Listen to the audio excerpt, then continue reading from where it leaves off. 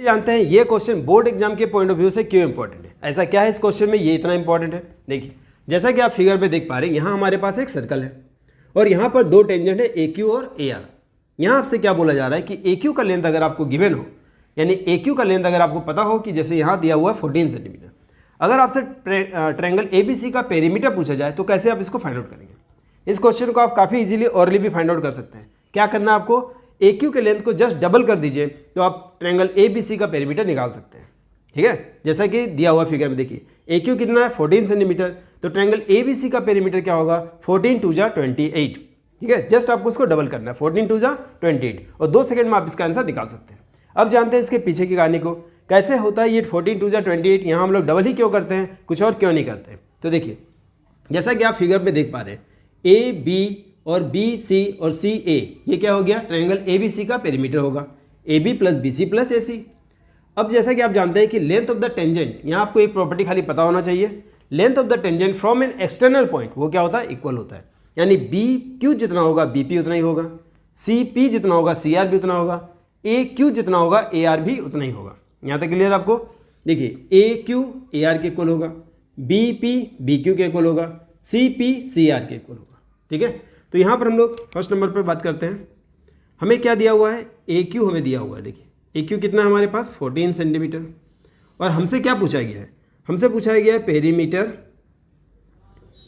Perimeter of triangle A B C, यही पूछा गया है। ए बी सी के पेरीमीटर को निकालने के लिए हम लोग क्या करेंगे, तो A B plus B C plus A C, यही ना करेंगे, क्योंकि हमें क्या निकालना है perimeter of triangle A B C, A B plus B C plus A सी।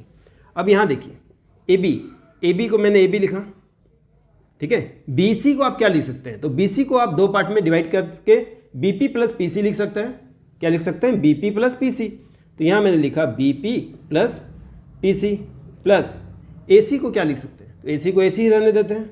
ठीक है, अब यहाँ देखिए ए बी, अगर हम ए बी को एक्स लेट कर ले, क्या लेट कर ले एक्स, अगर ए बी को मैंने एक्स लेट किया यहाँ से यहाँ तक, तो बी क्यू क्या होगा 14 माइनस एक्स, क्योंकि टोटल कितना है 14 है ना, टोटल लेंथ कितना है 14, तो 14 में से अगर हम x माइनस कर दे क्या बचेगा हमारे पास 14 माइनस एक्स, तो बी क्यू क्या होगा 14 माइनस एक्स। तो देखिए ए बी के मैंने प्लेस में क्या लिखा x, बी पी के प्लेस में क्या लिखा मैंने 14 माइनस एक्स, है ना। आई होप ये क्लियर होगा आपको। ए बी टोटल कितना है ए क्यू है टोटल 14, तो ए बी को अगर मैंने x रेट किया तो जो रिमेनिंग बच गया वो क्या होगा 14 माइनस एक्स। तो अगर ये 14 माइनस एक्स होगा तो ऑब्वियसली ये भी 14 माइनस एक्स होगा, कौन सा बी पी, तो बी पी बी क्यू के इक्वल है, तो बी पी को मैंने लिखा 14 माइनस एक्स। ठीक है, इसी तरह से अगर हम लोग ए सी को लेट कर लेते हैं वाई, क्या लेट किया मैंने ए सी को वाई, तो सी आर कितना हो जाएगा, ये हो जाएगा ना 14 माइनस वाई। क्यों होगा, क्योंकि टोटल लेंथ कितना है 14, क्यों, क्योंकि ए क्यू ए आर के इक्वल है, length of the tangent from an external point, अभी आपको बताया मैंने। तो ए क्यू कितना होगा ए आर के इक्वल होगा, यानी कि ए क्यू अगर 14 है तो ए आर भी कितना होगा 14 होगा। उसमें से अगर मैंने ए सी को अगर वाई लेट कर लिया तो सी आर कितना होगा 14 माइनस वाई, क्योंकि होल लेंथ कितना है 14, 14 में से वाई माइनस कर दीजिए बचा 14 माइनस वाई, समझ में आया, 14 में से वाई माइनस करिए क्या बचा 14 माइनस वाई। तो यहाँ पर हम लोग पी सी के जगह में क्या लिखेंगे, तो पी सी किसके इक्वल है पहले वो ध्यान दीजिए। देखिए पी सी इक्वल है किसके, सी आर के होगा, पी सी सी आर के इक्वल है, वही length of the tangent from an external point. तो पी सी अगर सी आर के इक्वल है तो अगर सी आर हमारा 14 माइनस एक्स वाई है तो ये क्या हो जाएगा, ये भी हो जाएगा 14 माइनस वाई, तो यहाँ लिखा मैंने 14 माइनस वाई। अब ए सी क्या है, ए सी को मैंने वाई लेट किया था, देखिए यहाँ पर क्या क्या कैंसिल हो गया, x x cancel y y cancel, क्या बचा 14 प्लस 14 28 सेंटीमीटर हो गया ना। तो इस क्वेश्चन को आप ऐसे भी सॉल्व कर सकते हैं, जब भी आपसे triangle of A B C पूछा जाए आपको क्या करना है, इस लेंथ का जस्ट डबल करना है। तो देखिए 14 2 जा 28 हो गया। अब इस क्वेश्चन में ये क्वेश्चन काफ़ी इंपॉर्टेंट है। अब आपसे पूछा जाए कि ए क्यू जो है वो half perimeter of A B C है, ये कैसे प्रूव करेंगे। तो अभी हमने प्रूव किया है कि perimeter of triangle A B C जो होता है वो इसका डबल होता है, यानी ऑब्वियसली इसका हाफ होगा, लेकिन इसको लिखेंगे कैसे, तो चलिए स्टार्ट करते हैं, देखते हैं इसको कैसे करते हैं हम लोग। देखिए जैसा कि यहाँ पर आप देख पा रहे हैं ये हो गया आपका फर्स्ट नंबर। अब सेकेंड नंबर पे देखिए, सेकेंड नंबर काफ़ी इंपॉर्टेंट है। यहाँ पर आपसे पूछा गया A Q perimeter of triangle A B C का जो है हाफ है कैसे, तो यहाँ हम सबसे पहले लिख लेते हैं perimeter of triangle A B C. A B C क्या लिखेंगे, A B plus B C plus A C, यहाँ मैंने लिखा A B plus BC plus AC, ठीक है।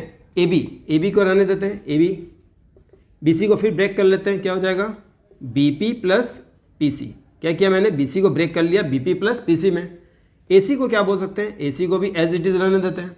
अब यहाँ पर आपको पहले समझना है, देखिए कि हम लोग जानते हैं कि length of the tangents, length of tangents, ठीक है, from an external point, from an external point are equal, ये आप जानते हैं कि length of the tangent from an external point are equal, that's why AQ AR के equal होगा ना, AQ होगा AR के इक्वल। इक्वेशन में 1 लिट कर लेते हैं। उसी तरह से देखिए BQ और BP इक्वल होगा, है ना, BQ किसके इक्वल होगा, BP के, है ना। और इसी तरह से हो जाएगा CP CR के इक्वल हो जाएगा, CP क्या होगा, CR के इक्वल होगा। बस ये आपको समझना है और इसी का यूज करते हुए हम लोग इसको काफ़ी इजीली बना सकते हैं। देखिए AB के प्लेस में मैंने AB लिखा, BP के प्लेस में क्या लिख सकते हैं, देखिए BP किसके इक्वल है, BQ के, BQ के इक्वल है, तो BP के प्लेस में मैंने लिखा BQ। उसी तरह से देखिए PC किसके इक्वल है, देखिए यहाँ से PC यानी CP, तो PC किसके इक्वल है, CR के, यहाँ पर मैंने लिखा CR और यहाँ पर AC को रहने देते हैं, ठीक है। बस हमने इतना ही किया है, BP के प्लेस में BQ लिखा है, CP के प्लेस में CR लिखा है। अब आप इसको ऐड करिए, AB प्लस BQ क्या हो जाएगा, AQ। उसी तरह से AC प्लस CR क्या हो जाएगा, AR, AC plus CR AR।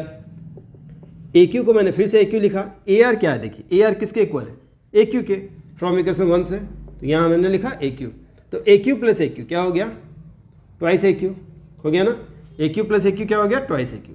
अब आपसे क्या पूछा गया, AQ क्या है, पेरीमीटर ऑफ ट्रायंगल ABC का हाफ है, तो ये 2 को अगर हम लोग इसके बाई में भेज दें तो हो गया ना प्रूफ। तो आई होप कि ये क्वेश्चन आपको समझ में आ गया होगा। क्या किया मैंने, देखिए यहाँ से हमने निकाला अब AQ क्या होगा, ये 2 कहाँ जाएगा, इसके बाई में, यानी कि 1/2, और यहाँ लिखेंगे हम पेरीमीटर ऑफ ट्रायंगल ABC, ठीक है, हो गया। तो यही आपको प्रूफ करना था कि AQ जो है half perimeter of triangle ABC होगा, आ गया। तो यहाँ पर आपको काफ़ी इजीली इस मैथ को आप सॉल्व कर सकते हैं और बस आपको सिर्फ एक कॉन्सेप्ट यहाँ पता होना चाहिए, length of the tangent from an external point are equal, खाली इतना आपको पता होना चाहिए था बस, और कुछ नहीं है। तो AQ AR के इक्वल है, यहाँ से BP BQ के इक्वल है, CP CR के इक्वल है ना, CP CR के इक्वल। तो इसी कॉन्सेप्ट का यूज करते हुए हमने इस मैथ को सॉल्व किया है। आई होप कि ये क्वेश्चन आपको समझ में आया होगा। अगर ये क्वेश्चन आपको समझ में आता है तो आप अपने दोस्तों के साथ शेयर कर सकते हैं।